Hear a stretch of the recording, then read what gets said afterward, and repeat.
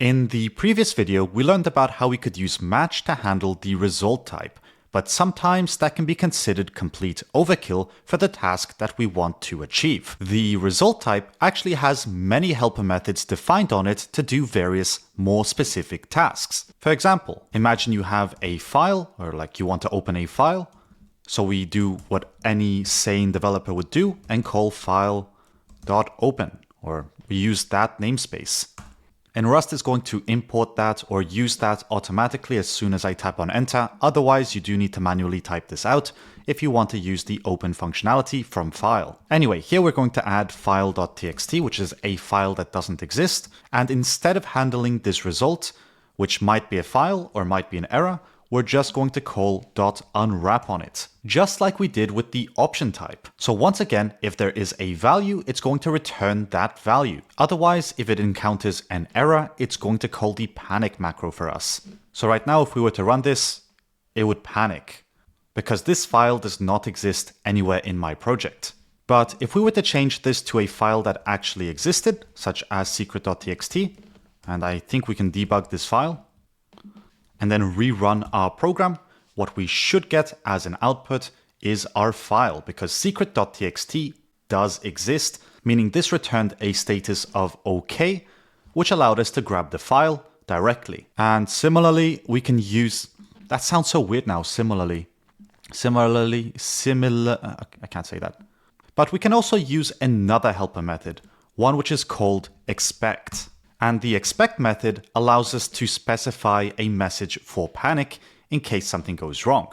For example, here we can type in file is missing, so that the next time we encounter an error, this message will be used for the panic.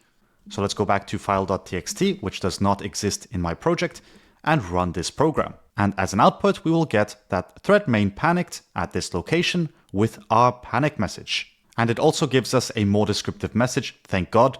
But as you could see, we were able to provide our own custom message. Now, which one you will use will depend on the context. The benefit of using the expect method is that you can also provide a detailed message with more information regarding what went wrong. Unwrap, on the other hand, could be perfect for prototyping since it takes minimal effort to type out, letting you test a concept much faster.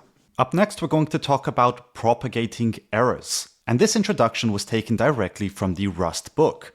When a function's implementation calls something that might fail, instead of handling the error within the function itself, you can return the error to the calling code so that it can decide what to do. This is known as propagating the error and gives more control to the calling code, where there might be more information or logic that dictates how the error should be handled than what you have available in the context of your code.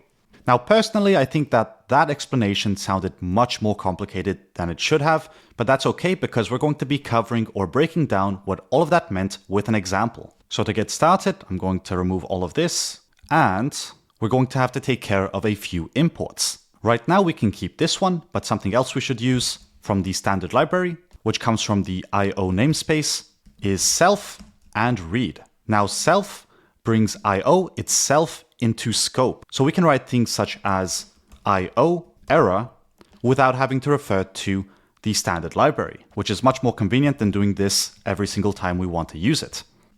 The curly brackets just make it easier for us to use this functionality without having to import each one of these separately. Otherwise, we could achieve the same thing by doing this. But since we are using functionality from the same namespace, we can just group that using curly brackets.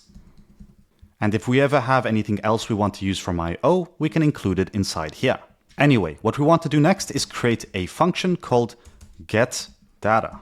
And that's going to return to us a result of type string or of type IO error.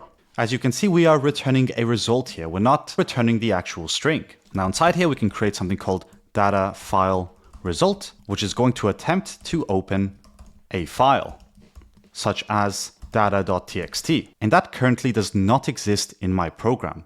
So that's going to return an error. But at this point, we don't know about that. So let's continue with this function.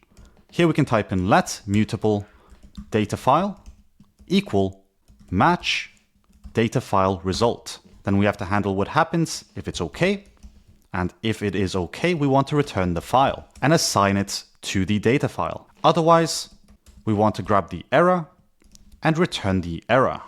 And since this is an early return, we need to use the return keyword to exit the function early. Now below that, we can create a mutable string called data, and that's going to equal string new. Then we can match the data file dot read to string and pass in the mutable reference of data, because we want to load all the contents from the data file into the data. Now, if this is okay, we're not going to care about whatever this is, and we're just going to return okay with the data.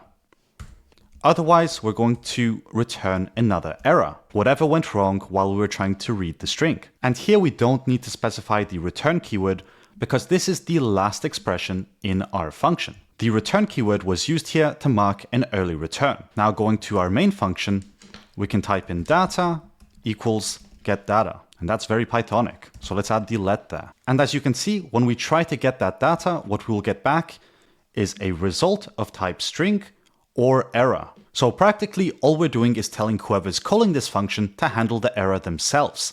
This function will only inform them of the error, but won't be handling it. It has now become the responsibility of the code that's calling it. And that's what it means to propagate the error. We're not handling the error within the function. We're just passing it along.